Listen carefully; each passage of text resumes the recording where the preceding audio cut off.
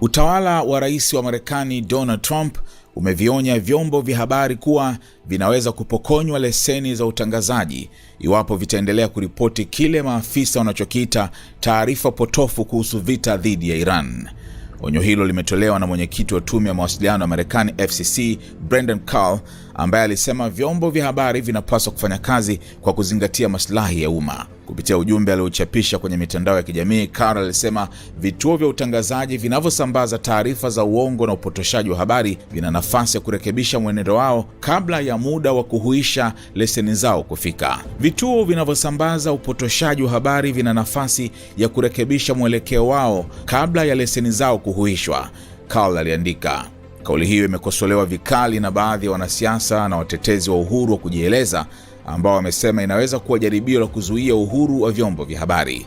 Seneta wa Marekani kutoka Hawaii, Brian Schatz, alisema kauli hiyo inaonekana kama shinikizo kwa vyombo vya habari kuripoti vita kwa mtazamo chanya tu. Haya ni kama maagizo ya kuripoti vita kwa mtazamo mzuri, vinginevyo leseni zinaweza zisihuishwe, alisema. Mtetezi wa uhuru wa kujieleza Aaron Tell alisema katiba ya Marekani inalinda uhuru wa vyombo vya habari. Marekebisho ya kwanza ya katiba hayaruhusu serikali kudhibiti habari kuhusu vita inavyoendesha. Onyo hilo lilikuja baada ya Trump kudai kuwa baadhi ya vyombo vya habari vilitoa taarifa zisizo sahihi kuhusu shambulio la Iran dhidi ya ndege za kijeshi za Marekani nchini Saudi Arabia.